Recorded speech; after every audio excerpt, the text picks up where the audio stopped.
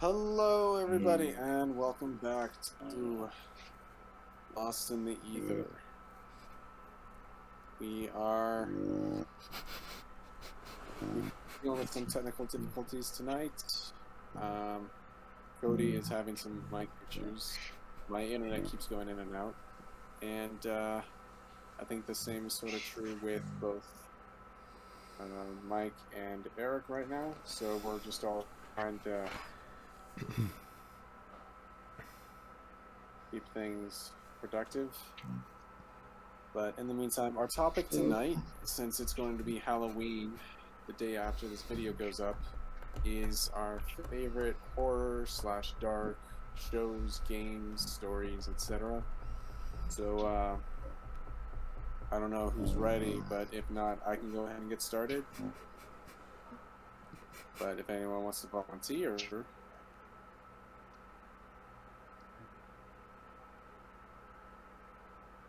Yes. No? You can go. You're good. Cool, buddy. Okay, I'll go then. So, I'm not a big horror person myself. I just have a few stories that I do like. So one of my favorite horror films is actually The Thing. It's the movie where they're stuck in like Antarctica or something, and the monster can morph into things and imitate people. It's sort of like Among Us, but the movie from way back when. Right. And I always liked that sort of aspect because, like, for me, horror is different than just jump scares and violence. Because unfortunately, Halloween, it's sort of just the holiday of death worship, as far as I'm concerned. Because, like, there's a difference between something like Oktoberfest, where you're just celebrating the changing of the seasons and the harvest and all that kind of stuff, and then the actual like American Halloween, which is just focusing on killing and murder and all that kind of stuff. And it's not a kind of holiday I care for at all. In fact, I actually dislike it. However, when we're talking about like actual horror, I prefer the kind of stuff that messes with your head a little bit. Yes. So stuff like The Thing. Hey. Hey, there we go. We can hear him. The mic's not working. I had to go onto the phone, so I'm gonna need your help with that later. Yeah, you might have to have, like I was saying before, maybe USB headset would work better with the mic. I forgot to tell you that. I mean, well, I have two. I have a piece that goes into the mic part, and then I have a cord that it's an aux, right? But there's two separate aux pieces, one for the mic and one for that. And every time this MSI thing pops up and I try to do it, I guess I'm not clicking it right. I don't know. Okay. Yeah, I'll try and help you out. But has the broadcast started? Yeah. Yes. Yeah, we're good. Oh, hey guys. Sorry. You're good. Continue. Alrighty. Anyways, as I was describing, so with horror with me, it's more of what kind of mind freak can you do? Yeah. So things like The Thing, a lot of things that make you want to feel like you're being chased, that sort of affects me a lot. So horror films, like for instance, like Scream, even though it's not as much of a scary film for me, is more of what I kind of go for, is, sort of like this idea of you're put in a situation where you have to try to survive, and the drama that comes from that, that's sort of what gets me as far as like the best Halloween stories. Because like the movie Life. There you go. Yeah, You it's would just one of those things where it's not necessarily like magic or vampires or anything. It's just more of human evil is what gets me more than anything else, because it's actually real. I feel like you would enjoy Dead by Daylight because it's team based I and hate that's that all game. you do. You're just running from the killer. No, I don't do horror games, period. So this subject is kind of not really my forte. But if I had to sit down and watch through movies and all that kind of stuff, I would say just things like The Thing, Saw. Psychological horrors are really cool. Yeah, And that's So just that's what where it's I'm known more for. because I actively despise Halloween on a lot of different levels, and people don't like that about me. But it's my least favorite holiday. In fact, it's actually not even a favorite holiday for me. So, but if I had to choose, The Thing, Saw, Good point. You're welcome. just movies like that seem to be the best bread and butter for Halloween, in my opinion. Just because it's I don't know, it freaks me out in the sense that it actually might happen in my mind. Good point. Mm-hmm. So that's what gets me. And as far as like games go, like I don't play horror games, but as far as like a dark theme goes, definitely themes like Dark Souls work, Bloodborne works, the sort of more not necessarily like evil, but just more of like the cosmic indifference to you really gets to me, something like that. I get that. So that's more of where my taste in games lie when it comes to this sort of subject. Because otherwise, it's just jump scares, and that doesn't really work for me on any level. It's not like I'm scared of it. It's just it doesn't do anything for me. Like playing through even Minecraft and its jump scares is as equal to me as your horror movie where a whole bunch of stuff just jumps at you. It's like it doesn't work on me at all. Because either I see it coming or it just doesn't scare me. Well, So see, yeah, yeah. I mean, like When with you Dead break by through Day, that wall, when you break through that wall and there's that creeper on the other side and it just starts coming at you with the dynamite hiss. yeah, that's as scary to me as most horror films today. Yeah. And unfortunately, it's rather sad, but it's still the truth. Because I get freaked out more by things that I'm trying to understand than things that I already understand. I see. I see. I mean, that's why. So Dead by Daylight, when I first started playing it, that's a good horror game. It scared me at first, and then once I got past the getting scared part, it's really like a team-oriented game, and it's just about like running the killer, around different objects slash seeing your favorite killers in it, which was exciting for me because I'm on the opposite side of where you're at. I'm a big horror fan. I've always enjoyed jump scares. I've always enjoyed just the psychological thrillers. That's probably what I'm into more than horror is like a psychological thriller. Not super big into gore. It just doesn't do it for me. But when it comes to being mind twisted or having your mind twisted, I want a movie that's going to make me think about it afterwards and maybe even watch it a second time to try to fully understand it.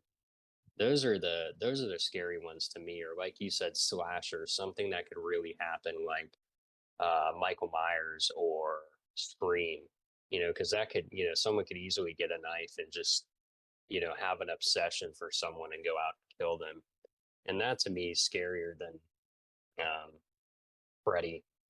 Something that comes in your dreams. It's like, okay, that's obviously not real. But something like Scream, anyone can put that outfit on and just go out on a murdering spree. Is kind of terrifying. But I'm a big horror fan. I definitely like Halloween a lot. Like Halloween's my second favorite holiday after Christmas. I just like the whole spooky theme. Very much into the witches and all that stuff. But I grew up with like things like Hocus Pocus and Halloween Well, Town. that's a great movie.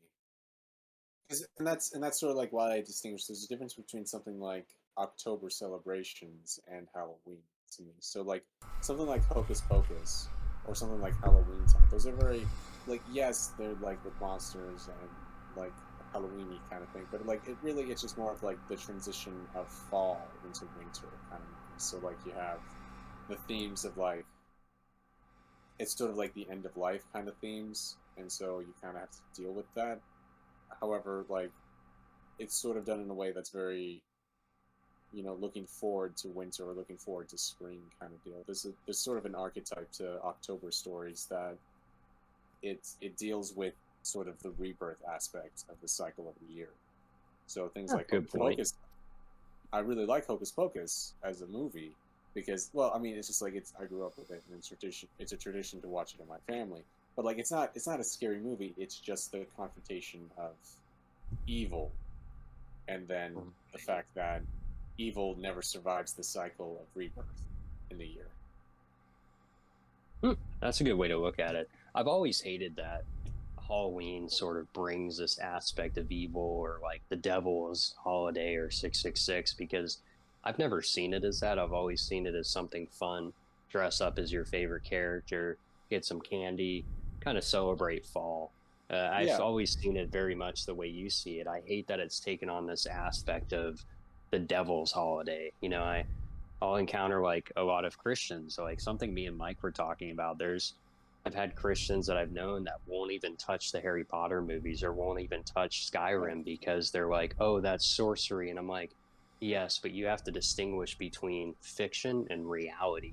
That was Yeah, something that but Mike said. also there's something like with Tom McDonald even said this one time when he was judging a person's comedy. It's like if Harry Potter is actually just more of an allegory of Christian scripture in general, because that's how Tolkien wrote it. I mean, that's how Rowling wrote it. So, because she said if you read through the Gospels, the Harry Potter's ending is pretty self-evident. She's like, well, yeah, because that's what it is. I mean, same thing with that's like saying, reading and watching Lord of the Rings is heresy. It's like, no, it's not. It's Christian literature. It's just not the same as what you would prefer it as. That's like, it's so stupid to me when people want to like go on book burnings with Tolkien way back in the day. It's like, guys, it's just a story about a kid learning his way through the world. It has nothing to do with anything like what you're talking about. Right. Yeah. Same thing with Skyrim, and the Elder Scrolls in general, because like that they deal with themes of order and chaos more than they do about evil and magic. That's not what they deal with at all most of the time. Magic is just a tool, and Yeah. that's why I like things like Hocus Pocus. It's not like, oh my gosh, magic is evil. It's more like, no, it's just you have witches and then you have people who use magic for good. Like that's how Hocus Pocus generally works out. And like with the Right. Skyrim one, there's that theme that it's actually all one giant dream, and when you actually realize that you're part of the dream, you either can accept it and accept your role in it, and then you become a higher state of being, like Talos did, or you can not be able to comprehend it and cease to exist, like the forgot his name, but the one that you get it's in the main quest of Skyrim with the Redicon or the cube, the dwarven cube in the northern reaches. Well, the dwarves. I mean, we're not going to go into a whole lecture on the Elder Scrolls series tonight, but what was cool about that aspect of Elder Scrolls lore is that you could actually take it another way, which is what happened with Dagoth which is probably, I think, like the best even Halloween story you can come. All of Morrowind is just a really good Halloween story, if you take in the context of putting it within this month. Because Dagoth he accepts the fact that he's a part of the dream, but instead of thinking that he's part of the dream, he thinks he's the dreamer, and he actually gets to control reality with that, which is a nice twist on things. But That's really cool. what was that, Cody?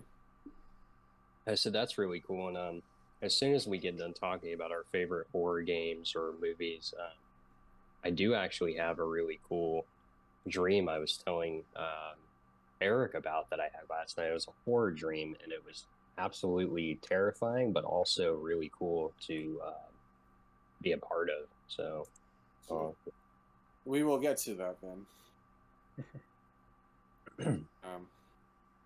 But I think we have Mike and Eric up next with their favorite stuff on that. I can go last. That's fine. Okay, Mike.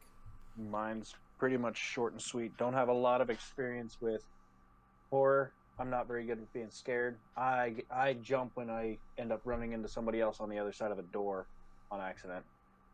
And it Spencer knows Madison from Fellowship, and Cody met her the other night, but like she walks quietly, and I'll turn around in the warehouse and she's just right there minding her own business, and I'll jump because I didn't even know she was in the room. But, so jump scares like that, not very good. My heart starts racing real quick. Like played the only main horror game I actually played through was like the Dead Island series and Dying Light, and both those. Yeah, Dying Light was amazing, but you get to that first nighttime zone and you just have you played through most of that part with slow walking zombies that you could easily parkour over and be fine. And then next thing you know, you are trying to scramble over roofs because there's this mutated humanoid creature chasing after you that you've got to get under UV rays to protect yourself. Yes. Or the first time you accidentally run into one of their caves and there's like 6 of them just staring at you inside the cave. That is terrifying for me. Like beating the first one, beating one of those for the first time was grueling for me, but I had to set my controller down and like stand up and like hold my knees for a second because it was like I felt like, yeah, that was just no go. And that's the same with Resident Evil 7. I got through, if anybody's played it, like the car scene. I played to the car scene, and then you get outside, and I had to stop because it's like every moment you move, there was a few times where you're just minding your own business. Everything's dead quiet. You're just like looking through dresser drawers and stuff and trying to find little doodads to get through a puzzle, and the brother or the dad or somebody will just bash through a wall and start chasing you down the hallway. And you're just like running through hallways, trying to slide around corners and get into a safe room before they can get you. And then you're like peeking around the corner, trying to see if they're actually still out there or if they're just like waiting in the hallway for you. And those moments are not, they are exciting, especially for people that like horror games. But for me, I'm used to like horror games like zombies or something where you have a horde of something chasing after you and you can just turn around and start mowing them down. That kind of thing I can deal with. But if I'm in a dead quiet area or there feels like there's a hopeless situation, I can't do it. Like if I'm sitting there with a butter knife and I've got something that can just tank a machine gun, I don't feel like I have a chance. And not the quickest at thinking on my feet when it comes to those kind of moments. But yeah, there's many games where I can think through a puzzle and do it quickly, like not time action events where you're just pushing A or something, but like the dungeon is falling apart and you've got to get through it. Can do, but as soon as you put a bullet tank or a bullet sponge right behind me chasing me, I cannot get through that puzzle. But yeah, those are my kind of moments. Obviously, Dead Island's not the greatest example because it was kind of like not much of a jump scare. It was like I don't know what you would call it, like a B-rate movie. Kind of like that kind of feeling when you play through it. Mm-hmm. I definitely get that. Yeah, it's like where you can see where the CGI ends and the guy's holding a severed arm in his hand, and yeah. Yes. You said Resident Evil, and I did the same thing. I was playing Resident Evil Biohazard, and I was playing it in VR, and I literally couldn't. I had to stop because as soon as this girl broke through the window and started chasing me with a chainsaw, I tried to back up in real life, and I threw my VR headset down on the couch, and I was like, nope, I'm going to play this in the daytime, and I'm going to play. I ended up not even playing it. I watched the walkthrough. I couldn't. Yeah. But those kind of moments the Halloween events themselves are kind of cool. Like I've always felt like Halloween itself feels more like a national cosplay day than like. That's how I think it should be. But yeah, because it's a day where everybody can pull out their inner nerd or their inner geek and be able to make something awesome as a costume and go out and hang out. It doesn't have to be blood and gore. Like if you want to go as a really detailed Master Chief, you can go as a Master Chief. and I love that. But unfortunately, yeah, people there's that. still want to make it more than that. Yeah, there's that little added feeling people have with it. Like it has to have something gory or slutty, I guess, is the other way people. It swings both ways on that for Halloween. I'm definitely of the more let's make things silly kind of Halloween than I am anything else. Because it's just like, I don't know about you guys, but I deal enough with just things that I not necessarily am scared of, but things that concern me on the day to day. I don't need to add fake fictional things on top of that. Yeah, so like I gotta Life deal is with enough like, of a horror story. yeah, it's like I turn on the news. It's enough of a horror story for me. You know? yeah. But I think a good. And this popped up when Mike first started talking, but I think actually a good thing that horror does well is board games. Oh yeah, So like Clue. Yeah, something like that, where it's just kind of like these sort of weird horror mystery kind of things. I think that actually is where I think horror as like a game medium really shines the most. Oh yeah, because it's not even that it doesn't take on this scary aspect. It takes on this nice investigative survival kind of aspect to it, and I think that is actually one of the best things that horror really excels at. It's not necessarily trying to frighten you; it's trying to get you to think in a different way about situations that you normally wouldn't. Because I mean, how many of us have to deal with like actual things that are like existential crises on a day to day? Like, other than me being in retail and thinking too much, I don't really consider, the universe in that kind of way.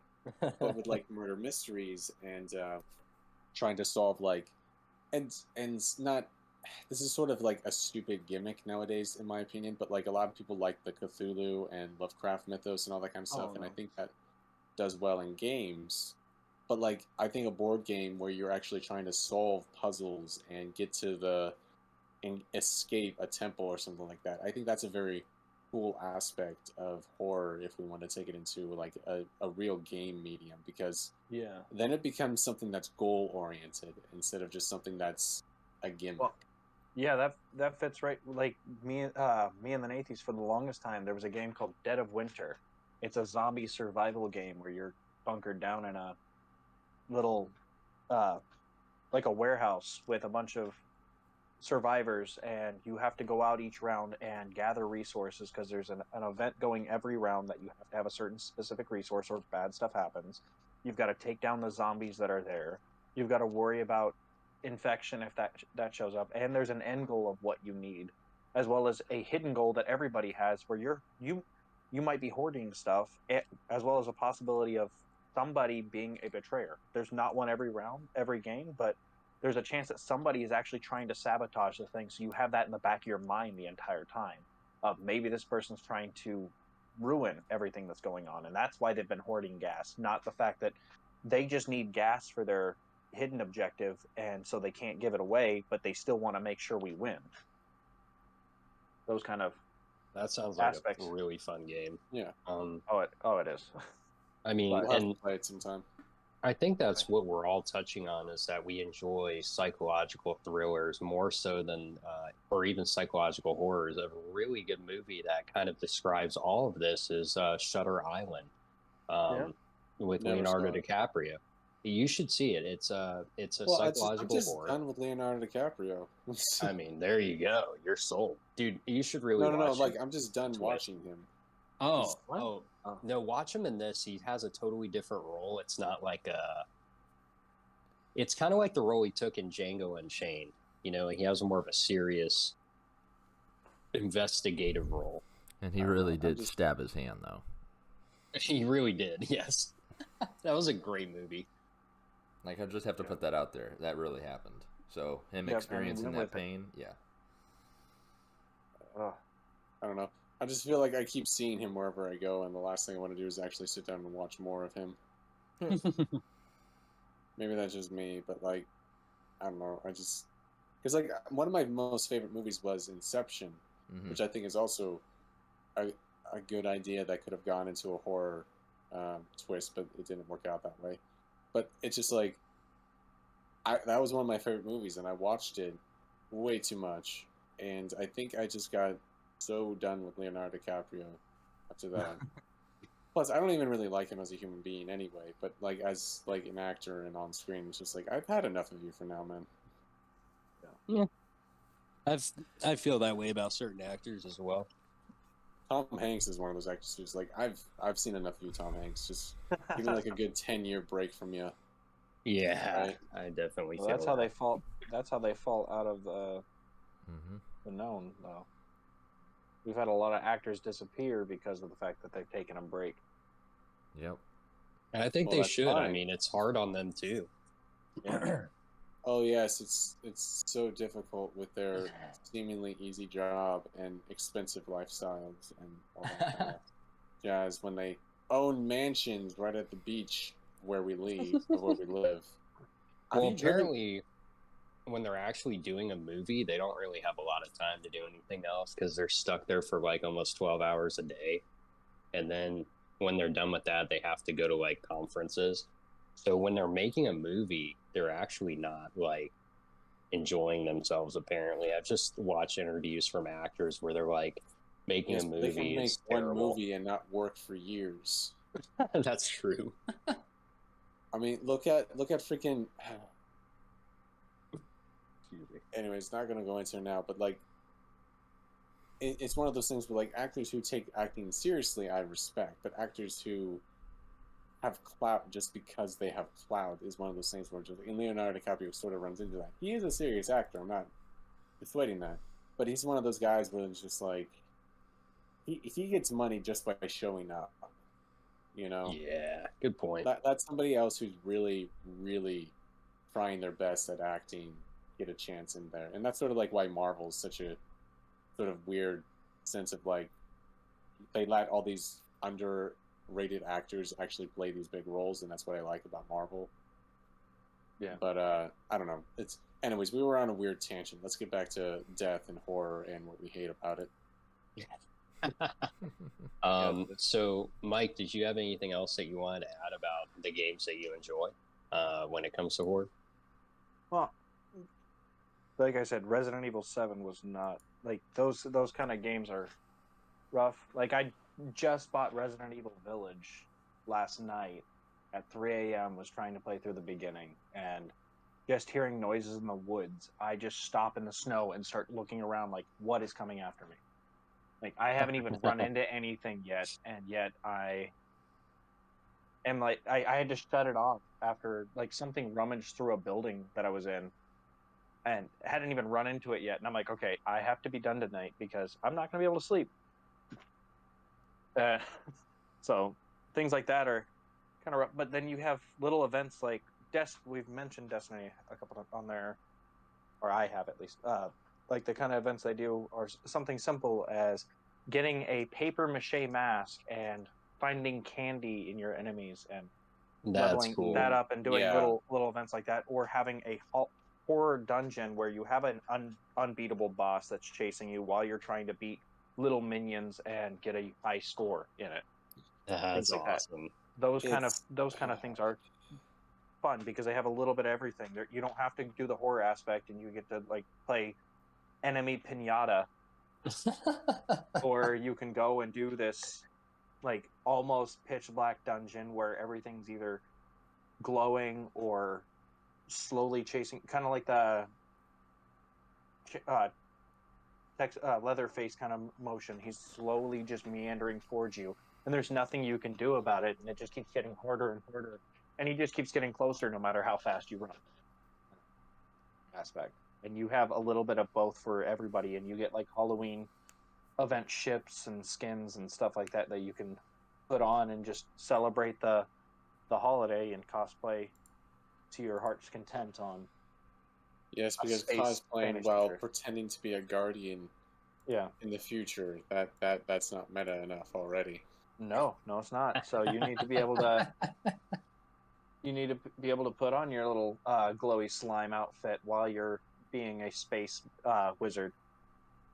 Or I know it's unpopular, but me being my little superhero hunter with my unpractical cape. How dare you say the cape is not practical? How dare you, sir? I do Anyways. like my what are they called? The quarter capes, like not the full flat bottom, but side cut. Those are nice. But the full length cape without any tears or tarnishes just doesn't feel like it has any use. Like it's not that it doesn't have any actual use in the world. Like if I have a long cape, it's gonna be dragging across rocks. It's gonna be smacking against stuff. I expect it to have a little bit of mud or some tarnish on it. I am grateful that they put a couple of those in there, because me having a pristine cape while I'm halfway covered in mud and doing little barrel rolls on the ground to dodge some bullets doesn't make any sense. Yeah. So it being pristine does not make any sense to me. But it is funny being able to put on a mask of shacks and being able to go play a candy pinata in the Halloween time. You see, I feel like you can't criticize one if you're going to be okay with the other, but maybe that's just me. Well, in Halloween, it's like one of those... For when you get out of the holiday times and it goes into... I mean, we're also talking about a fictional space spirit orb hovering over a city on Earth. Like, it's... You kind of suspend disbelief a little bit here. When you can digitize and apply armor, I can understand where the clean aspect comes. But knowing my character, he's lazy. He's not changing his stuff very often. That stuff is going to be beat up. So it's me and my kind of trying to get role play into not much of a role play in a game that doesn't have any. Yeah, because I'm an RPGer, and when I don't have RPG, I try to find a way to put it in. Like playing Warzone and not really having any kind of... No, Destiny was never an RPG to begin with. It was just a looter shooter. That wasn't even that good in the start. But anyways. All right. But I've got nothing else. It's either Cody or Eric's go. Eric is all that's left for their favorites, so you have the floor. Okay. All right. Like Spencer said, I'm not really much into horror, so my list is pretty short.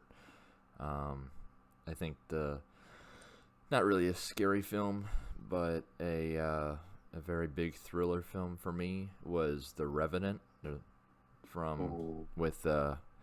sorry Spence, but Leonardo DiCaprio was amazing in that film, and it was it's a dark story.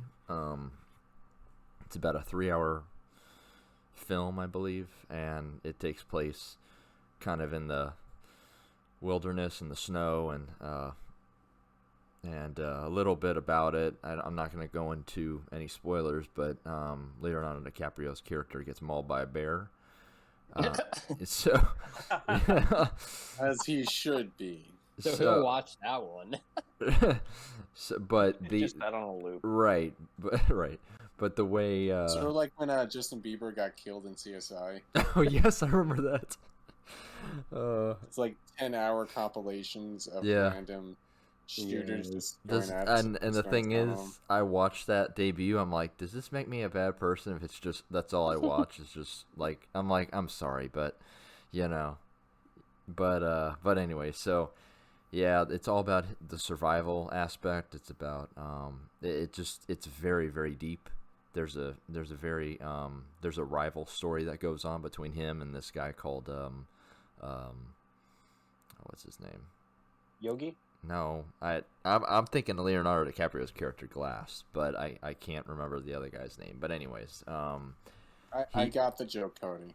Yeah, so the other guy's played by Tom Hardy, and if you haven't seen Tom Hardy in a lot of things, I mean, he was in Inception. Anything he's in is wonderful. He was Bane. Venom. Yeah, he was Bane in Batman, like the third Batman, like what is it, Rises, and Dark Knight Rises. Yeah, and so and Mad Max, he was amazing in. That was another big one. So yeah, I think the big thriller one was that for me, just the suspense and things like that. I probably could remember, trying to think of a few other films that I was kind of on the fence about as well, and thriller-like. So, I mean, I enjoy thrillers, edge of your seat type films. As far as games go, there's really one game that I played that was even around. I don't know if you really call it horror, but like crime, and that was L.A. Noire. It was like it was an old style. It's like 1940s, whatever it was, and you were literally a detective and a cop, and you would go and solve these really, really gruesome murders and mysteries and things. And that was interesting because I played the first one, and I believe that was, and then it was remastered later on, and I played that one, and the original was just amazing, and the remastered one was okay, but not as great. So that really is my only two things. That was kind of my big one. Other than that, that's kind of all I have. Other than, I mean, there was another film called No Vacancy, which was huge in like '04. Oh, I remember that. Yeah, and I remember watching that. I was actually watching that in school. It was a typing class, and it was literally, I was watching it while we were on computers, and we had internet access, and what I would do is go to this free site, and I would literally watch this film, and I would just watch movies, and every time the teacher would walk, I would just minimize it and just go back to the program. That's awesome. Yeah, so I watched that film. That was a thriller, and but yeah, that one, and a few other ones. There was one with Shia LaBeouf in it. I forgot which one it was, but I watched that one. That was kind of horror. People didn't like him, but I enjoyed Shia Yeah, LaBeouf and everything. Yeah, Eagle Eye was a big one. That was a good. I think my thriller. favorite Shia LaBeouf horror movie was when they did the whole Shia LaBeouf is trying to murder you skit on YouTube. Yes. That was probably the best moment on YouTube horror history ever. I enjoyed that, and I also enjoyed his movie. I think we already said it, Deception. Inception. Yep. Inception. Shia LaBeouf wasn't in Inception, was he? Wait, who was? Who was it? No, I mean there was this movie. It's called Deception, something. Okay. He has an ankle bracelet on, and the stepdad is like a serial killer or something in this other house, and he has an ankle bracelet. Yeah. on. That's the one I'm talking about, Cody. That's the one I was talking about. Yeah, it was next door or something like that. Like I forgot. Yeah, he's like he can't go anywhere, and he literally is calling the cops. No, you don't understand. I seen him with the shovel and this. One girl came, and literally, and he just can't, like, no one believes him.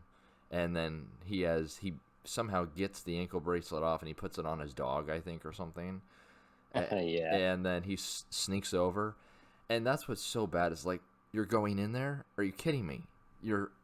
So you are a moron. And it's okay. And so yeah, that's as far as I probably took most of his films was that, and just Eagle Eye was just a nice thriller as well. Eagle Eye was very good. Yeah, it was. I heard that was good. It was good, but I didn't care for the chick in it. I didn't think she was really good. Wasn't hot enough, huh? No, it wasn't the hot. She just couldn't. I'm sorry. You need somebody else to act. Sorry. Okay. So, I just didn't believe her. It just didn't resonate with me. I'm like, she just wasn't into the role. She's cute, but she wasn't into the role. She just didn't. That sort of reminds me. So, like, did you guys ever watch Alien vs. Predator? Yeah. Not really, but I saw the trailer for it and stuff. I'm not that into horror, but I think that was the Alien vs. Predator 2, or whichever one it was, where they were actually in a city, and then the predators were trying to hunt the aliens down. I think that's the only horror movie where I actually saw a cool plot twist, where they killed off the love interest, like, right in the middle of the story. Yeah. So she gets caught by this, like, weird blade thing and gets hung up against the wall, and the guy's just, like, in shock the entire rest of the movie. But, like, it totally went against the normal like big Hollywood blockbuster horror movie where like the guy and the girl get out alive. Like no, they cut that in half, literally halfway through the movie. They cut that in half. Literally. But another one is Interstellar.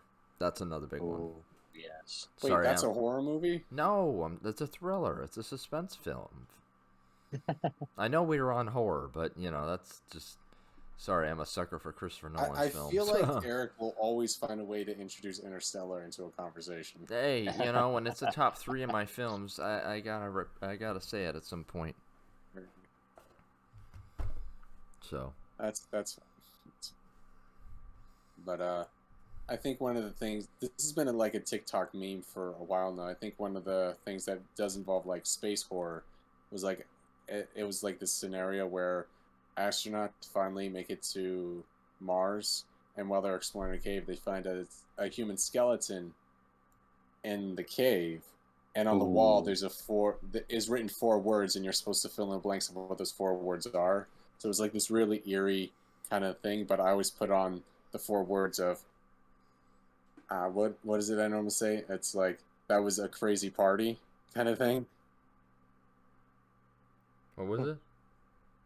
That was a crazy party. I write as like the 4 words. I can't remember exactly what I said. Okay. That's like the gist of it. I got So you. like it's a really serious and like messed up dark meme, but then everyone's just like adding in all these stupid things of explaining like why a cosmonaut is dead in the cave for some stupid reason. The parachute won't open or something. Apollo something was another horror that was really good. Apollo 13. Oh, yeah. Well, there was Apollo 13. Yeah, that was a suspense type thing. But there was another one that was like, it was like something about the moon. It was like Apollo, it was some Apollo mission, and it was Apollo 8 or something. Yeah, it was fictional, and they would go to the moon, and there's some sort of like creature there, and the whole like poster is them being dragged from the moon's surface and stuff, and you just see this trail. And I never saw it, but it was like. Are you sure these aren't the same movie? No, it's different. It's different. It's completely different. This was fictional, but it was like Apollo 14 or something like that. Yeah, we're talking about Apollo 13. No. Apollo 13 is different. That actually happened. This is a different one. It's called Apollo. You mean? Hold on. I'm looking this up right now. Yeah, they're 2 different ones. This is awesome. 2 different ones. I'm gonna look it up too. What is it? Apollo 18. Yeah, that's what I was saying. Yeah. So we're both wrong and we're both right at the same time. Yeah, I said yeah. That's hilarious. Okay. Yeah. Oh, it's Apollo 18. Yeah. It's the horror film. And another one 2011 is called it's called Life. With Jake Gyllenhaal or whatever. That's crazy. Yeah. Mike, did you see that one? Yeah, I mentioned at the beginning of the podcast. Oh, you did? Ryan Reynolds was in it for a little bit of time. Okay, my bad. I wasn't. Pretty much right before things went bad. Yeah, and then things to be with him. Yes. Well, he got the worst of it. He literally got the worst of it. Well, that can be debatable later on, but anyways, yeah, that was crazy. But yeah, that's a few minutes death waited as opposed to dying of oxygen and freezing. Yeah. In the depths of space. This is why I'm never going to space. So I don't care. I do it in a heartbeat. I don't care. Same. Hey, let me know when you get enough money to do it, Eric. I'll come. Good. Elon Musk on Eric's going to speed be dial. part of that whole colonization of Mars effort, where you're given a death sentence, but you get to go to Mars. Hey, I'd rather be sitting there, like on Space Cowboys after when they're done, and it's just him sitting there on the rock with just sit me there with a Heineken or something on Mars. Like, okay, I'm good, and they just prop me up. That's not how that's going to go down, but Not all that I right. drink, but I'm just saying it'd be a great photo, just sitting there on, kind of like Mark Watney with The Martian, just sitting there like, okay, I'm dead, but that was a great beer, But anyways, got silent there. For like 2 seconds, like it wasn't even like awkward yet. But anyways, that's it. That's all I had. So There's some things. I think sci-fi. I think is one of the few places where I think horror fits in a lot better than a lot of other things. Because like especially horror on Earth, like there's only like a few categories that I think actually still work. So like we all know like the 411 cases in America where like there's just weird things that happen that no one can explain. Mm-hmm. So like there's like the theory of the tunnel system underneath America that matches up with all the people's disappearances, which I don't know. I haven't looked into it. I think it's kind of just conjecture more or less. But like all those weird disappearances where like you find their stuff later on after a month they've disappeared, and it's like neatly packaged underneath a tree or a stone or something like that. Yeah, that's some scary stuff. You know, another thing are cult horrors. Cult things, dude, that freaks me out because cults are real. And also demonic horrors, like anything to do with demons, that also freaks me out because I believe in those as well. So I don't like to Well, I mean, dabble in that sometimes they kind go of stuff. together too. So I mean, That's true. If you guys want a good cult horror, look up Midsummer. That's really good, and it's not anything like gory, but it is a. I'm going to be honest with you right now. I am not doing that, but I appreciate the recommendation. Yeah, I'm saying with Spence. I won't touch it, but yeah, But to get back to my point, it's like there's only a few things on Earth that like you could really make horror out of nowadays because like we've kind of exposed way too much on certain things to have like this idea of the unknown or unexplained horror kind of deal. Good point. So like on Earth, there's like the 411 cases. There's like Sorry. What was that?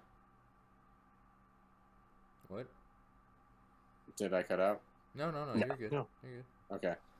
Sorry, babe. So like there's the 411 cases, and then there's human evil, which is I think the most dangerous thing and the most scary thing because that stuff actually happens, and people don't do enough to prevent it. That's the part that terrifies me.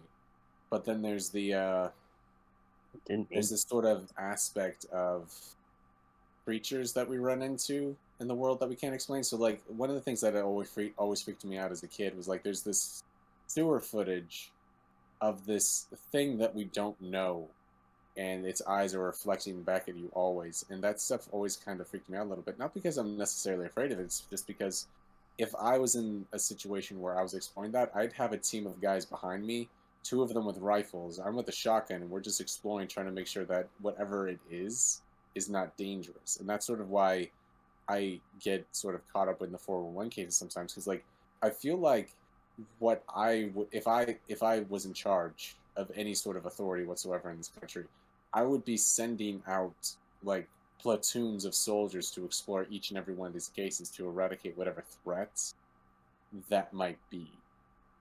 So like for instance in Florida, like there's some rumors or something about like monsters or whatever.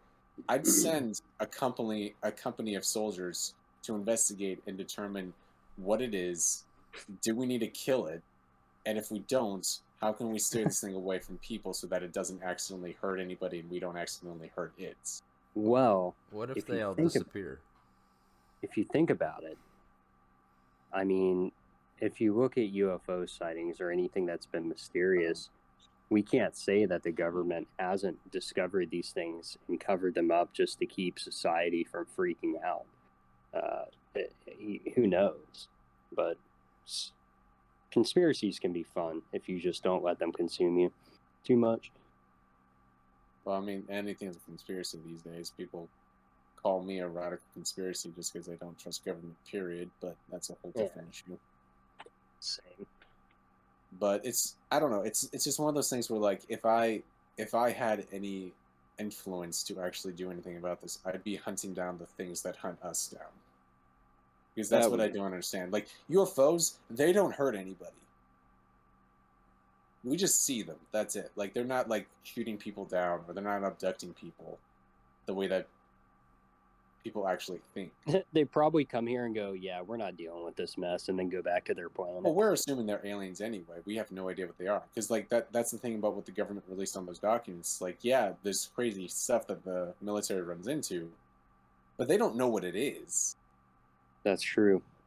Because, like, some people say, oh, you know what, there's aliens, this, there, and that's like, all right, where's the evidence for that? The government literally has to release this stuff. And all they're saying about it is that, guys, we don't know. Here's video footage, but we can't explain it. Right? It could be us. It could be the enemy. It could be some experimental thing from China. Like, we don't know what this is. We just run into it on a daily basis. So, because especially in an age where, like, drones are a thing, I just don't know for sure what technology exists right now and what doesn't. Because... And here's the other thing, like, I'm not a person who believes aliens in the sense of, like, oh, they're visiting us. Like, I'm sure there's life out there in the universe somewhere. Like, it's too big not to. But it's one of those things where it's like, I'm more thinking, like, what if Atlantis is actually real and that's the alien ships we're running into? Because they keep disappearing into the ocean. And we haven't explored the ocean enough to even determine what's down there. Right, I think 70% of the ocean hasn't been explored, apparently. And it's more like 99% of the ocean. And, like, there's deep parts of the ocean that have been untouched. I mean, there's even creatures that they've had footage of, like shark-looking creatures that are, I mean, the size of skyscrapers down there that they get footage of every now and then. And it's just kind of crazy to think that there's something that big down there that's unidentified. I love it. The ocean's kind of like space in the sense of we have no idea what it contains, really. Yeah. We know more about space than we do our own ocean. And that's why I keep thinking to myself, it's like, this is not a space thing. Because when you look up into the sky, let's assume, like, people are right about aliens and all this existential horror stuff about, like, oh, you know, we might get conquered, or, you know, we're just a speck of dust and everything. It's like, if the universe was really filled with that much life and that much intelligence, we would be receiving normal radio signals from other civilizations by now from somewhere. And I think we've only received, like, one random transmission out in space, and we can't understand it. And we have no idea where it came from. So that's the most we've gotten out of almost a century now of listening. So I don't think civilization that we're running into is out there. It's more of like, I think what we're running into is some weird stuff in our own oceans. That makes more sense to me. Right. And I think... Because especially after the atom bomb fell, sightings of UFOs went up exponentially. And so that means that there's something that these things take an interest in.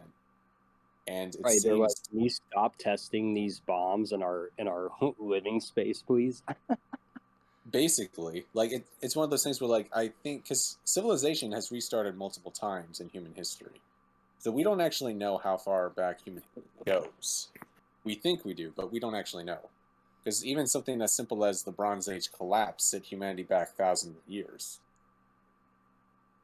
So what if there's just a civilization somewhere that didn't have that kind of setback? Where would they be now? We have no idea. So I don't know. It's one of those. It's one of these conspiracy things that I don't have evidence for, but I don't buy into this idea that aliens from another planet come here. I think it's more like there's something already here that we don't know. Yeah, and if you really want a other good film, Megalodon was good, or the Meg, whatever it was. You know what else is a good film? Sharknado. Yeah. I actually had a friend that played an extra in Sharknado. Oh, you're kidding me. Bree Tilton. Not kidding. Oh my god. That's the stupidest movie I've ever heard of, but it sounds so fun. I want to see it just for the laughs. Oh, one day. Oh, man. Yep. Does playing ocean games count as horror, in your opinion? Like, any game? It depends upon the game. For me, so, like, because I'm afraid of the ocean, so like things like Subnautica scare me. That's the only thing I was gonna bring up. Yeah, I can't get past Subnautica scares you? I just don't like anything that's deep and unknown that's under my feet. It just gives me the creeps. I have to see What? the bottom of the. I can understand that. I have It's to sort see of the like the bottom. it's sort I of have like the issues. idea of being under like a glass floor I have where you issues think you're with about to just fall. Sea of Thieves. If you fall off the boat, shit comes after you. Yep. Yeah, like you'll be safe for a little bit if you can book it to a mermaid, but Oh yeah. when you start hearing like the sirens call under the water and you don't know where they're coming from, and all of a sudden you just have one of them rush at you, or you fall in the water in one of those battles against a megalodon or the kraken, and you have just all sorts of stuff swarming you, especially in the kraken where the water is hurting you, and you have pools of swarms of sharks and mermen in there. Just yeah, those kind of moments are not fun, especially when you're trying to like sneak on another person's ship and they just all of a sudden you just all get launched about 5 feet and you don't know what it is, and you just turn around and there's a shark coming straight at you. Well, I think what you're because that I mean you're right, but I think what that is more of just encountering the unknown of nature. I'm not sure Yeah. that like really goes into the aspect of horror per se, because like it's one of those really gray areas where it's like yeah you're right, but also like is that actual horror or is that just the fear of the unknown, which is Well, a then, general thing that happens with adventure. That's Period. why I want to see like maybe more horror movies on Bigfoot, things like that are kind of like unknown creatures almost, maybe. Well, then you need to look more into the 411 cases because there's actual things like Bigfoot in those cases yeah. that are really trippy. So like there's this one thing where these group of campers and hunters, they used to have this old cabin in the Black Hills region that was so remote from civilization that even if they needed rescue, no one would be able to find them. But here's the thing: they have these stories and this recording footage of creatures that attack them at nights, and they have like this clicking, talking language that they do and everything, where they're communicating with each other and trying to get the guys to leave the wood fort essentially that they built to protect themselves, so that they can either attack them or abduct them or something. And it's creepy, but it's also really fascinating because like what if that's actually kind of like what Bigfoots are? They're just like this weird uh, creatures in the forest that can't even survive near us, but they always want to come after us when we go into their own territory. That kind of reminds me of the game Green Hell, kind of. That reminds me of something I'll dive into when we get on to my part. But when we're done with the tangent, I definitely have something to add to what you said. Actually, we can probably just move on to you, Cody, now, because I think all of us have talked about our games. Mm-hmm. Yeah. Oh man, are you sure you guys are ready? Horror is like one of my favorite subjects. So. I mean, if I get scared, I'll just turn you off. So. Okay, where to start? I'm going to start with a game. I'm going to start with a team-based game that a lot of people see as a horror game, but it's more so just team-based, and it's going to be, of course, Dead by Daylight. No surprise. You'll always find a way to bring that into a conversation, too. Yes, because it has all of my favorite horror killers and killers from movies, and they're all compiled into one. They all have their own skills that relate with the movies, and also they have their own perks. And so do the survivors. They have their own perks. So you have one killer and you have 4 survivors, and the whole aspect of the game is to repair these generators working together and saving each other on hooks, and then repairing these generators to get out. But you're sort of in what it's called it's basically like a hell loop, because once you survive, you just go back into it again. So all these people, their stories they all have their own bios. For one example, there's a gamer girl.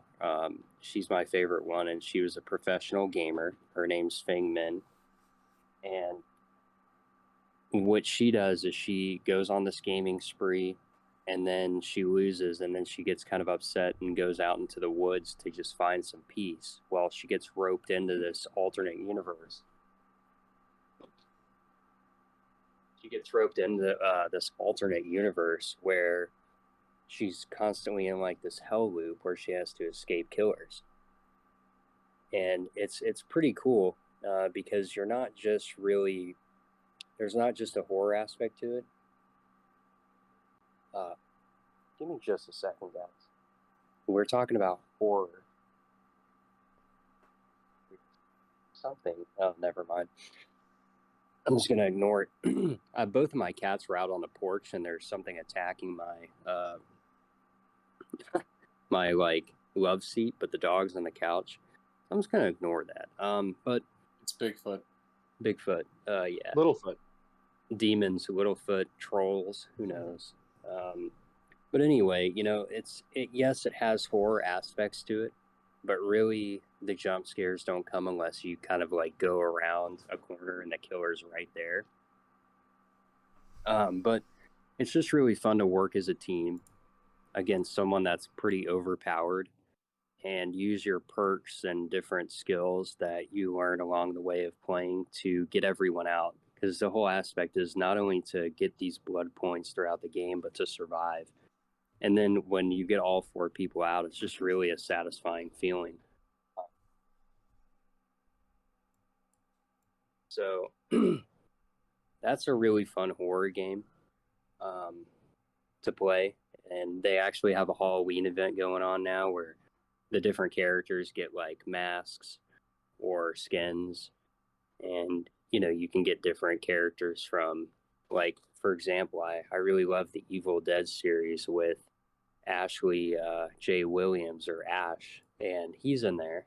Then they have Ghostface from Scream, they have Freddy, they have Michael Myers, things like that. So it kind of puts all of your favorite horror movies into one compilation.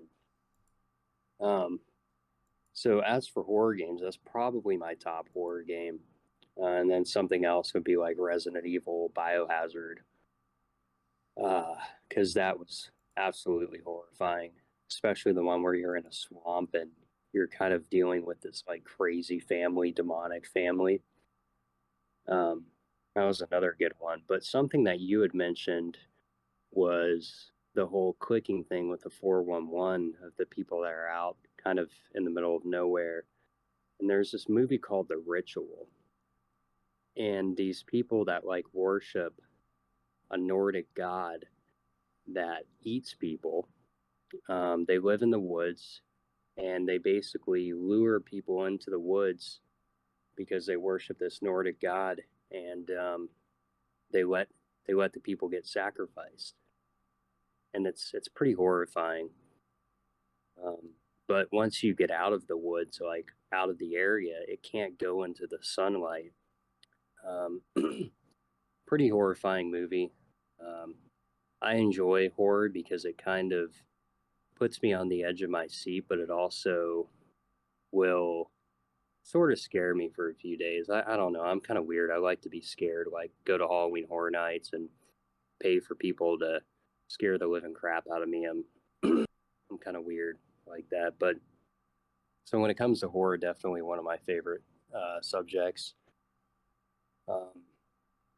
But going on to a dream that I had last night that I would actually love to see a game of, or even a movie. I was telling my wife about it this morning. I told Eric when he was about to leave, after he helped me get the PC set up and we hung out. I woke up in a house. I had a different mom. I had 2 brothers at the time. But for some reason, there was like this clown figurine, and you know, every time at night they would get possessed by it. And not only would they be possessed, but this clown would try to kill me. Well, every time I died, I would respawn basically back in the house looking out of the window. And there were a few times I would get away. You know, I would get in a car, I'd have a friend come over, and I'd tell them the situation, and we'd be driving. Well, the horrifying part about that was we'd be driving to a location, and any time you brought up the topic of the house, whatever the name of the house was, I can't remember. Maybe we called it the cabin or the haunted house, I can't remember. Anytime we would bring it up, you know, for some reason, the reality around me would start to change. And I would be out of the truck. Trees would just start sprouting up. And then I would look behind me and I would be looking out of the window of this house with these demonic people trying to kill me. And it was horrifying. I would get away from the house, miles away, even another state. And if anyone mentioned the house, I would go right back, almost like a respawn to it. And I would never really fully get away. I would be killed every time and just respawn in this house. Well, it got to a point where I almost got to an end. And someone mentioned the house one more time. And in this situation, I had so many people around me that I showed up outside of the house this time, and I was looking in. The door was wide open. There was crime scene tape everywhere, and everyone was dead in the house. Mom, 2 brothers. And so I go to walk in, and I'm looking at these bodies and the blood everywhere, and it looks like a massacre, like not something a human could do, but more like an animal. The clown was gone, right? And the more I got into the house, I started to get this eerie feeling.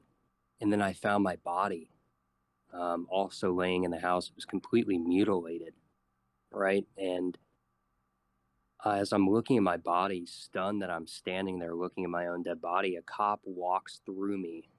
And at the end of this dream, I realized that the very first time I died, I had died for good. And I was just a ghost reliving the sort of like hell loop. So I was dead the entire time after I died the first time. And I was just back in there, sort of in a hell loop. And at the very end of the dream, once the cop walked through me, it like, I came to a realization that I had been dead the entire time. And now I was looking at my body on the ground. And the story ended. And I woke up in not really a cold sweat, but just kind of like, whoa. This dream was insane. 2 thoughts. 1, Cody, are you okay? I'm okay. That was just, It was horrifying, but I'm okay, yeah. 2, write this down and get this published as a book. You'll make a fortune. I might. Was this your dream last night? This is my dream last night, yeah. Would it be anything by chance for you playing Fallout 4 and then playing Dead by Daylight before you went to bed? Actually, I'll tell you what it was a mixture of. But yes, Dead by Daylight. But also more to do with real life things as well. But yeah, it's a combination. But he was just talking about a death loop, and then Dead by Daylight being a death loop. So something that we watched a show called Lucifer, and they have a different take on hell, and they have a different take on God and stuff like that. It's of course fiction, but one of the things that we watched is people would be in hell loops. And then another show I watched was called Loki, and you're a variant in that, or he's a variant. And another thing I watched was Ash versus the Evil Dead, and in that one, you know, everyone gets like kind of possessed. Except for one character. So it was a mixture of all those shows kind of compiled into one in my dream, including the game, which was actually really cool, but I wish to never experience it again, because when I got gutted, like me and Eric were talking about, you feel something. It doesn't hurt, but you feel like a discomfort. And I just kept feeling that discomfort over and over and over, and I couldn't escape. I wondered when I was going to wake up at one point, because I came to like sort of a weird realization, and one of the times that I died, that I was like, this has to be fake. And I was like, man, when am I going to wake up? And then the next time I respawned, it's like, oh, I'm still not awake. I'm in this like house. So you were lucid dreaming at the same time. Sort of, but I wasn't really controlling my movements. Well, you don't really control. Here's the thing about lucid dreaming is that it has different levels to it, so you can understand that you're dreaming while you're dreaming. So that's sort of what lucid dreaming generally is. But people who control their dreams while they're lucid dreaming, that's a whole different category of people altogether. But if you recognize that you're dreaming while you're in it, then you can't control it, but you know what you're experiencing isn't real. Right. And it's funny that Mike had mentioned the Dead by Daylight and Fallout thing, because I did tell Eric about another dream I had that was quite funny. I was being chased by Jason with a machete, and it was kind of like a mixture of Friday the 13th, the game, which is another horror survival that you have to help each other to leave the map. I was being chased by Jason, and he was catching up to me. I was running out of stamina. So I turned around to him and I said, hey, listen. If you don't kill me, I'll show you where all the other counselors are and you can kill them.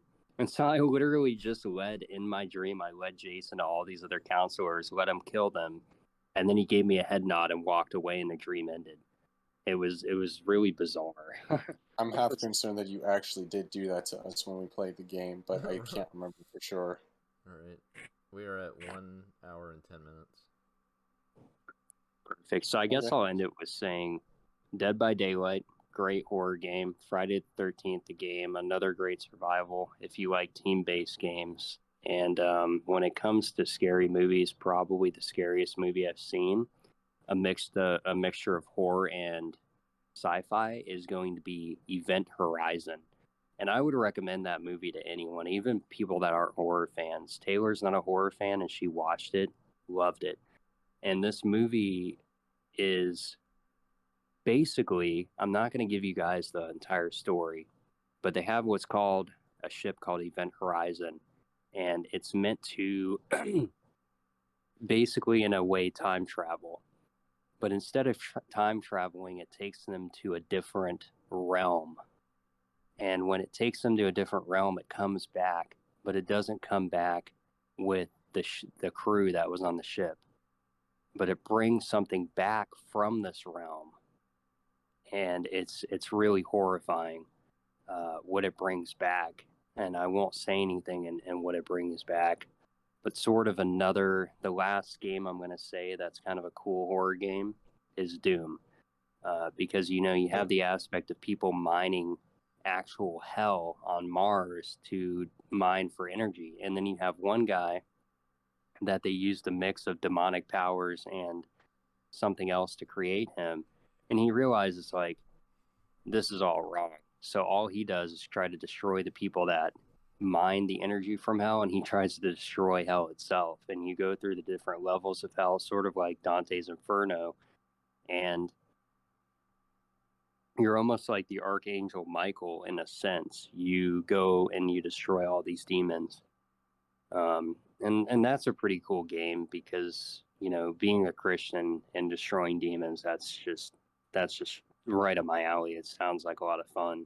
Yeah, it sort of goes back to our whole idea of like why you hate Harry Potter when it's not really evil kind of deal. Because like Doom is like the definition of what Christians should be finding enjoyment in, is just slaughtering demon after demon. And that's like one of the few things where like gore is, I think, perfectly acceptable, because that's the whole point. It's like you hit the heavy music, you get your shotgun, and you go into hell and wreak havoc. Like it's sort of like the weird idea of just like letting your dark side loose, but in a productive way.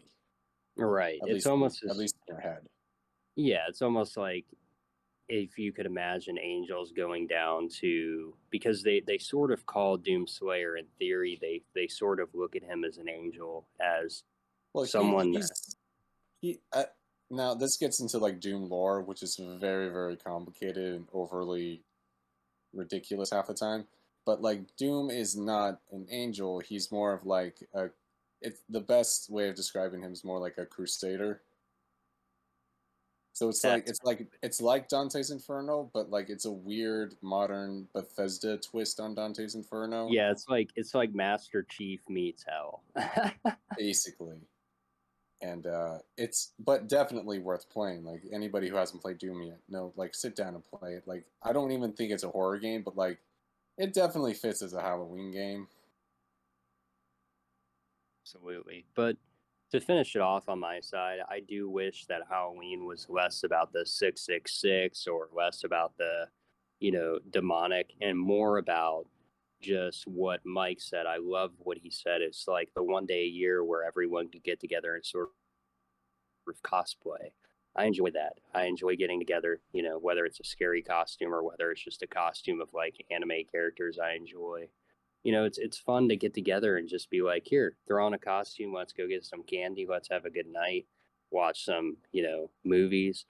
It's a cool event, but I believe how Halloween originated is sort of like the devil's holiday, and a lot of people look at it that way. And Well, unfortunately, it didn't. All right, so we need to understand that there is very ancient history that goes into Halloween. So Halloween started out in Ireland, where and this is where jack-o'-lanterns come from too, where people would carve faces into turnip roots or something like that, rutabagas, that kind of deal. And so that's what spawned into modern day jack-o'-lanterns when that tradition came over to the U.S. But what Halloween originally started as was less of, evil and more of just the transition between life and death. So it was this action of going through the motions of when did it become like this evil thing that America. Oh, nice. Well, it's just because we need to understand. It's like ancient, even in Europe, in their darkest traditions, there wasn't really this aspect of pure malevolence with these holidays. It was more of just the recognition of what is, rather than trying to make something more than that. So in the Irish tradition, it was the spirits coming to Earth, and it's sort of like Mexico's Day of the Dead kind of deal. It's like it's this tradition that relates around the changing of the seasons and the cycle of life, and you're transitioning from life into death, and so that you can have a renewal in spring kind of deal. And that's what Halloween sort of started as, with this whole, and because even the exchange of gifts and candy and that kind of stuff stems from this tradition of going to different places and receiving whatever they have. I can't remember offhand right now, but when it got into the modern age, and especially when America got into the part of it, it's just like we we don't have the same ancient customs and the same millennia of traditions to go along with all these holidays. So what instead happens is that you exacerbate aspects of it that appeal and scare and get the attention of Americans, and then it just runs into the problem of becoming too evil, when in actuality it was more of a actual respecting of the natural world and how things are, rather than trying to insinuate malevolence into the situation. Because this is all these traditions predate the Christianization of Northern Europe. So, and especially when Christianity came along, it didn't stop these traditions. It was just more like saying, all right, well, guys, these are just the local traditions of our area. Because even as much as people like to think, Christianity came in and wiped out all these ancient pagan traditions, like, no, they just incorporated it into the new tradition that they created. So, like, this is why Oktoberfest in Germany is still around. It's like it wasn't eradicated, it was just adopted and Christianized. So, and Halloween just didn't go through that exact same process, but it still went through the idea of, we're modernizing this because we don't believe in these things anymore. But the holiday got warped or something in the process of being translated into Yeah, America's tradition. the holiday is a somewhat cross between the Celts' original holiday, where their calendar started on November 1st. So they said the end of their calendar to the beginning of the new one was like a cross between when everything was living, and then when fall hits, that's when things are dying, the death, but it's also the semblance of a restart of the new year.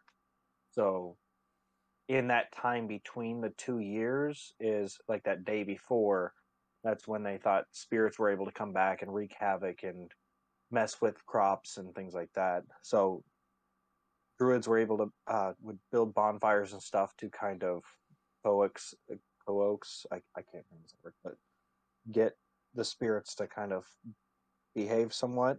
And in that same time, the Roman, not Roman government, but the Roman Empire conquered a majority of the Celtic area which they also had a similar holidays, one in late October that commemorated the passing of the dead, and then the holiday after was to celebrate like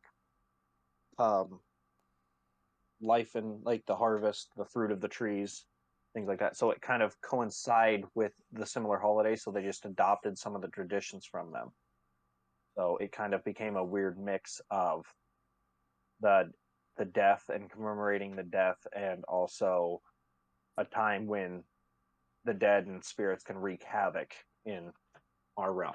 Well, it wasn't even like wreaking havoc in the sense of like causing mass destruction. It was more of because I'm looking at it right now on history's thing, and it says that spirits, the worlds would be near each other, and then the spirits would do things like mess with crops and do tricks and everything like that. So it wasn't like they're causing like suffering. It was just more of like messing around. Yeah, it Kinda was deal? being able to play tricks on people, like messing Yeah. with the crops and things Oh, like that. Not trick or actually treat.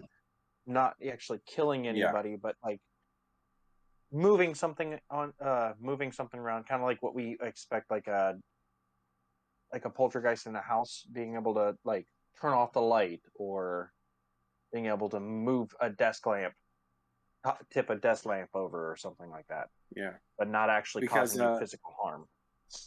because it was when that tradition got translated over into America that you started seeing the murder aspect. Because like things like Sleepy Hollow, the original stories of Sleepy Hollow, that's when that sort of transitions into this idea that Halloween is about murderous or malicious intent rather than just simply a natural phenomenon in the world And or a we don't natural way even of the spirits. have to add this part in the stream. I know we're getting pretty close to the end, so you can cut it off. Looking at it, But I just want to add, why do you guys think that there are humans like me, whether it's from trauma in the past, that like things like edge of your seat horror and gore, but not just in movies, but even real life? Not that I enjoy that I've had encounters with evil people, and I haven't enjoyed it, but there's something about it getting your blood and the adrenaline going with almost facing death, whether it's in a movie or whether it's in real life. That's sort of, I wonder why people. There's well, it's the certain same people thing as that thrill enjoy it. hunters. So, like jumping off of an airplane gives you the same thrill as going to a movie theater. So it's the thrill seeking of it. But now, granted, I don't understand why you would choose horror to do that. But it's this idea of getting your blood pumping and hurtling in against the unknown and whatever. There's more of a psychological element to it, but it's the same thing as wanting to be a thrill seeker. Like BioShock is kind of like a light horror thriller-ish. Yeah. Getting your adrenaline going from that kind of stuff also can, at least it's not dopamine, but is it endorphins? I'm trying to think of what pleasure. It's a There's an pleasure aspect of chemical that your addiction to brain, this. and it causes a pleasure chemical to be released in your brain, which then makes you crave more of it, because when your brain finds something that gives it something that it likes, it seeks more of it. So if you find at a young age that you're getting that kind of aspect from it, you are more in line to kind of want more of it. Because my aunt does the same thing. She'll watch crime documentaries of murderers, and watch like 20 million horror movies and things like that, and that's her type of enjoyment. But then you have people like, I think, me, Spence, and Eric, where we don't necessarily mess with it. But I don't know if that was, for me, it was because I didn't really do any of that when I was a kid, so I don't really see a pleasure aspect out of it. So my brain doesn't get the chemicals.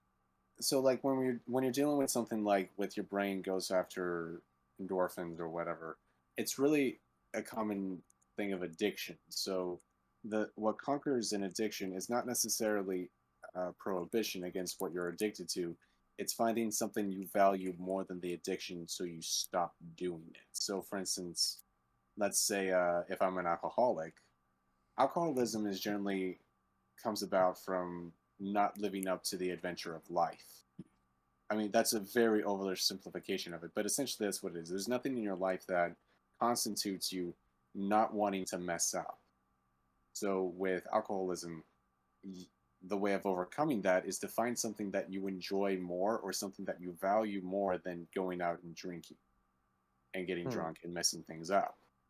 So that's how you conquer addiction in a way, is finding something you value more than even the thrill or the pleasure of the addiction. So you're willing to sacrifice the addiction to get the goal that you have in mind. So for instance, in my case, the reason why I stopped even playing video games for the most part is because there's goals in my life I'm trying to accomplish that let me have that same meaning, but also in a more productive way. And thrill seeking and horror thrill seeking is probably going to be the same way, where you're trying to encounter something and find meaning and adventure in horror, when in actuality you should be a way that you could be overcoming that is trying to define and overcome the adventure in your own life that you're avoiding. Right, because a lot of people will go to, like what I did, a lot of people will go to video games to get that fix, when instead of playing an RPG in a game, you gotta role play in real life, which can be scarier than a game because you don't have respawns. Well, it's not even that. It's the fact that failure becomes exceedingly real, and that's what people are afraid of. That's actually why addictions are so prevalent, because it's easier to justify failure with an addiction than it is to justify failure when you're actually trying. And so that's another aspect that you get into. So like being afraid because you watch a horror movie is an easy excuse of why you're afraid.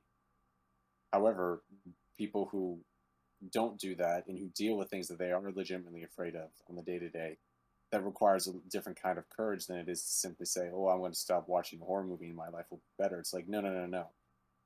Life is scary on its own. That's why I don't watch horror. So it's one of those things where it's like everyone's brain thinks differently too, so we have to keep that in mind. But also, it's just one of those things where an addiction is addiction regardless of what form it takes. So generally addictions happen because there's something in your life that you're missing that you're trying to substitute that addiction with. So in your case, Cody, the reason why you might like horror so much is because there's something about horror, the thrill seeking or the encountering or the fighting against evil, that really speaks to you in a sense, and that's why you keep coming back to it, even though you might not like the idea of being scared. And I'm not saying that you don't like it. I'm just saying that for someone like me who doesn't like being scared, one reason why I might be addicted to horror is because I'm encountering the unknown and I'm trying to conquer it in a sense. When in actuality, I should just be trying to conquer the unknown in my own life instead of substituting it with a movie.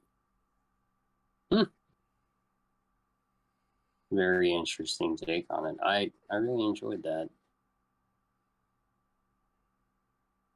I've been listening to a lot of psychology stuff throughout my life, so those are things that I instinctively talk about when we got to subjects like this, because human beings think a lot more similarly than we give ourselves credit for, but each person on an individual level clicks in different ways. So what works for you manifests itself differently than what works for us, and that's just sort of how that goes, which is why when people who are like really interested in horror, it's not that I think there's something weird with them. There's just something about it that clicks for them in a very different way than it does for me. That makes sense. Again, I still think you're crazy by liking horror, but that's a you thing, so I'm not going to get involved in that. I think it's from past trauma. Honestly, I had a lot of situations when I grew up in the house that I did where very evil characters would come around, and I would face those evil characters in ways of whether shooting those people with a BB gun from on the top of my roof, or just like trying to scare them when they were tripping out on drugs. So I think there's kind of a weird thing in there. Like when I watch horror, I get to see these other people sort of do that, I guess. Or maybe in a weird way, you're fascinated by it and you want to learn how they think. That too. I actually do watch it. When I watched a lot of the ID channel, I'm like, man, these people are stupid. I could get away with murder better than these people tried. But of course, you can watch these shows and go, okay, they failed here, and here, but why would they leave their prints here? Why would they do this? Well, human beings have a weird thing where they want to get caught, even if their conscious mind doesn't want it. Weird. So, well, it's just it's part of the idea of, and this is actually one of the fundamental reasons why the argument for God is so strong in this area, is that it's this idea of the moral law that all humanity sort of understands as a real thing, even though we can't definitively prove it, because every human being, even messed up ones, they understand what they're doing is wrong to some extent. And so when people are committing evil, they'll actually set up traps for themselves to be found out, to be sabotaged, because in a weird way, they don't want to be doing it, or they want to be caught so that they stop doing it. So it's like the idea of a drug addict leaving his chem stash in a place that he never would have before, so that he would purposely get caught by himself.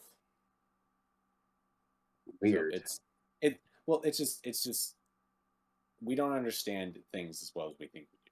So when we find out information like that, we try to do our best at getting a grasp on it. And I don't even understand why humans do that, because it contradicts what our motivations are. But for some reason, people do that.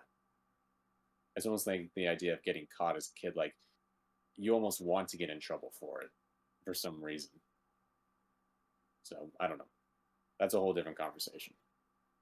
But This is a really fun stream. When I saw that we were going to be doing something on horror, I was like, sweet.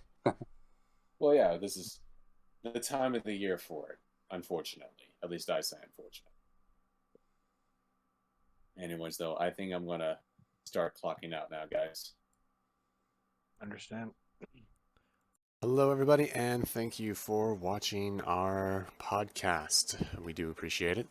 We will try to be uploading our podcast videos every Saturday. If you guys want to catch us when we do our podcast live, feel free to follow us on Twitch. The link will be in the description below, along with all of our other links to our personal channels. And in the meantime, I wish you all a wonderful, blessed rest of the night, and I will see you all again soon. Peace.